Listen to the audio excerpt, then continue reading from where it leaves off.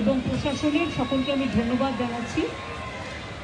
আমার সহকর্মীরা এবং যারা প্রতি বছর 21শে জুলাই উপলক্ষে অনেক দূর দূরান্তর থেকে, অত্যন্ত প্রত্যন্ত অঞ্চল থেকে 2 দিন 3 দিন ধরে আসেন, অনেক কষ্ট করে তারা থাকেন এবং আসেন, তাদের সকলকে আমার আন্তরিক অভিনন্দন জানাচ্ছি।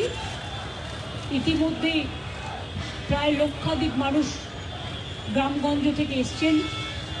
যদিও চারিদিকে জল ছড়ায় এবং অতিবৃষ্টির ফলে অনেক অঞ্চল জল প্লাবিত, তা সত্ত্বেও প্রাণের টানে, শেকড়ের টানে এবং শহীদ স্মরণে, শহীদ তর্পণে এবং এই দিনটাকে আমরা শহীদ দিবস হিসেবে পালন করি। তার কারণ হচ্ছে আজকে যে গণতন্ত্র আপনারা দেখতে পাচ্ছেন বাংলায়, যে যাই কুৎসারটা, আগে তো একথা সত্য মানুষ ভোট দিতে পারতো না।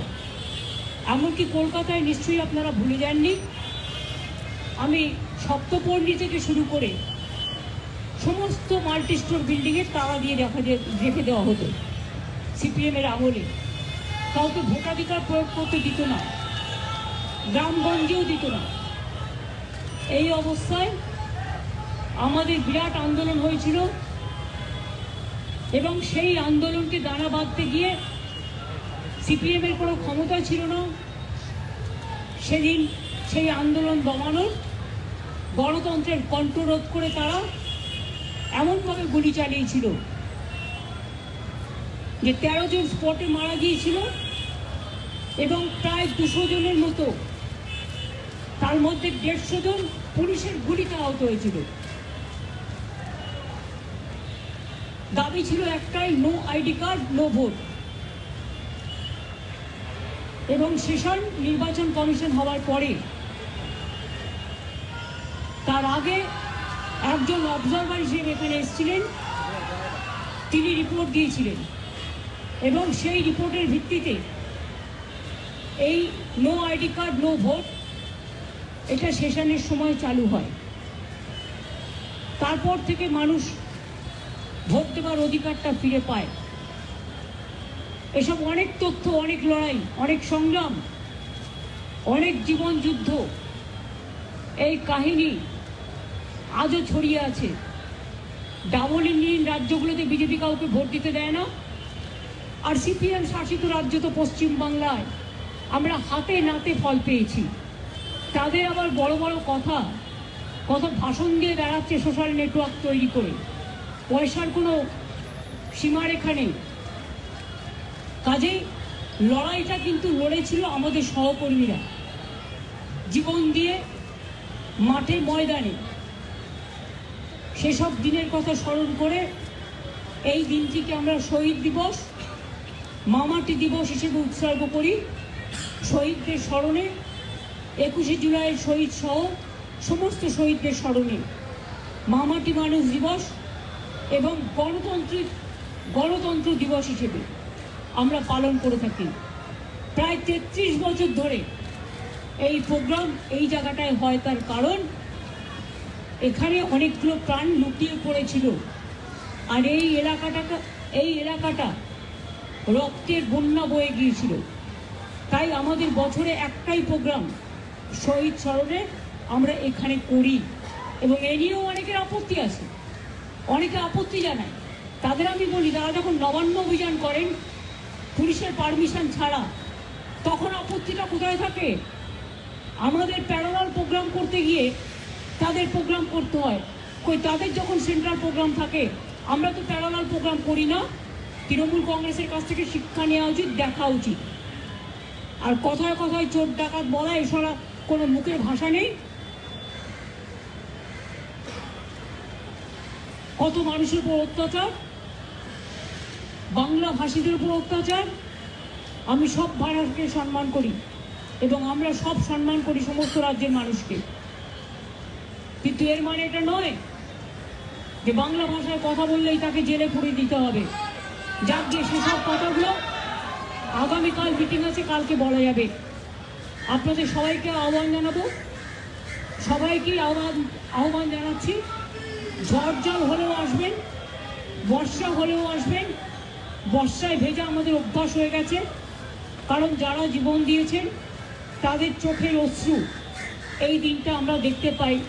হয়তো প্রকৃতি মায়ের আশীর্বাদেই বলুন, শুভেচ্ছাই বলুন, দোয়াতেই বলুন, জয় জোয়ারেই বলুন। কাজেই কালকের জন্য সবার কাছে আবেদন রইল, শান্তিপূর্ণভাবে আসুন, শান্তিপূর্ণভাবে আবার ফিরে যাবেন মিটিং করে। এবং 21শে জুলাই চিরকাল চলবে এই প্রোগ্রাম, কোনো দিনও বন্ধ হবে না। 21শে জুলাইয়ের প্রোগ্রাম শহীদ স্মরণের প্রোগ্রাম, গণতন্ত্র রক্ষা করার প্রোগ্রাম, মামাটি মানুষকে উৎসর্গ করার প্রোগ্রাম। এই প্রোগ্রামে চিরদিন আপনারা যেমন আসেন, চিরদিন আপনারা আসবেন এবং থাকবেন। সংবাদ মাধ্যমকেও ধন্যবাদ জানাই, তাদের জন্য তো কালকে বসার অ্যারেঞ্জমেন্ট করা হয়েছে এবং আজকেও আপনারা এসছেন কষ্ট করে, আপনাদের অনেক অনেক ধন্যবাদ। আমাকে বক্সিতা ববি অরূপরা বলছিল যে আমি যদি জায়গায় ছেড়ে না দিই তাহলে আরও বাদবাকি অনেক কাজ আছে, প্রায় 6 ঘন্টা ধরে কাজ বন্ধ, কাজেই কাজগুলো তারা করতে পারছেন না, মানে স্ট্রাকচারাল কিছু কাজ আছে। যেহেতু প্রোগ্রামটা ঝড় বর্ষার দিন এবং এলাকা আপনারা দেখেছেন 2 ঘন্টার মধ্যেই প্রোগ্রামের পরেই আমরা ক্লিয়ার করে দিই। কর্পোরেশন এই কাজটা কিন্তু জীবন দিয়ে করে, এবারেও করবে। এটা কিন্তু অন্য কোনো পার্টি করে না। অন্য পার্টি প্রোগ্রাম করে পুকুর করে দিয়ে চলে যায়, অন্য পার্টি প্রোগ্রাম করে একেবারে পুরো ডোবা করে দিয়ে চলে যায়। আমরা কিন্তু এটা করি না। আমরা মনে করি প্রোগ্রাম যারা করে তাদের একটা দায়বদ্ধতা থাকা উচিত, একটা দায়িত্ববোধ থাকা উচিত এবং সেটা আমরা মেনটেন করি। সাধারণ মানুষের হয়তো একটু প্রবলেম হবে, কালকে মানুষ আসবেন চারিদিক দিয়ে, ইতিমধ্যেই প্রায় লক্ষাধিক মানুষ এই বর্ষাকে অতিক্রম করেও এসছেন, পাহাড় থেকে জঙ্গল, জঙ্গল থেকে বঙ্গোপসাগর, সর্ব জায়গা থেকে, কালকেও সব জেলা থেকে আসবে। আমি আপনাদের সকলকে অনেক ধন্যবাদ জানাচ্ছি এবং সকলের সহযোগিতা প্রার্থনা করছি এবং সবাইকে বলবো প্রশাসনকে কোঅপারেট করুন এবং প্রশাসনকেও বলবো প্লিজ লক্ষ্য রাখবেন যেন মানুষকে যারা দূর দূরান্ত থেকে বাসে আসে তাদের যেন 3 কিলোমিটার আগে দাঁড় করিয়ে দেবেন না। ব্রিগেডটা প্রায় জলাভূমি হয়ে গেছে, সেরকম হলে সাইড দেখে দেখে বাসগুলোকে এমনভাবে দাঁড় করাবেন যাতে বাসগুলো আবার যাওয়ার সময় বিপদে না পড়ে। সিস্টেমের মধ্যে রেখে দিতে হবে যাতে ফেরাটাও ইজি হয়, রাস্তা ক্লিয়ার হয়ে যাবে। আর বেশি জলের মধ্যে ঢুকলে কাদায় গাড়ি আটকে যেতে পারে। ট্রাফিকের যারা আছেন তারা শুনছেন, কাদায় গাড়ি আটকে গেলে কিন্তু গাড়ি তোলা যাবে না, এটা মাথায় রাখতে হবে। না না, এটা সাইডে সাইডে করে দিতে হবে, একটা সাইড করে, যেখানে দেখতে হবে ইট ডিপেন্ডস অন, যেখানে শুকনো জমি থাকবে দেখে নিতে হবে, কারণ এই বর্ষা তো চারিদিকে হচ্ছে। এমনকি আপনারা দেখেছেন আমেরিকার ফ্লোরিডা, ওরা এত উন্নয়ন করেছে কিন্তু প্রকৃতি মায়ের কাছে কেউ পারে? 1000 লোকের ওপর মারা গিয়েছে। কাজেই বর্ষাটা এবারে যে রেকর্ড বৃষ্টি হচ্ছে এবং তার মধ্যে আজকেই তো প্রায় 1,30,000 জল আরও ছাড়া হয়েছে, লক্ষ মেট্রিক টন। এবং আগেও আপনাদের আমি বলি, আগেও তো আমি আপনাদের একটা হিসেব দিয়েছিলাম যে 27,000 লক্ষ কিউবিক মিটার জল ছাড়া হয়েছিল। আর তার উপরেই প্রচণ্ড বৃষ্টি, সবটাই বাংলার মানুষকে ফেস করতে হয়।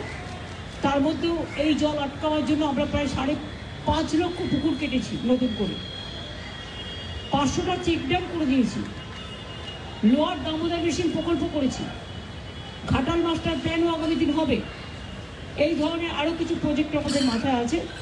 যদি তারা ডিবিসি, পঞ্চায়েত, মাইথন এরা ওখানকার জল এখানে ছড়ে দিয়ে মানুষ ডুবাবে, যদি তারা ইমিডিয়েট অ্যাকশান না নেয় তাহলে আমরা 2-3 বছরের মধ্যে আমরা আমাদের পরিকল্পনা মতো আমরা আমাদের কিছু সৃষ্টি করব, সেটা আমি এখনই বলছি না। আপনারা সকলে ভালো থাকবেন। অনেক ধন্যবাদ। নমস্কার সবাইকে।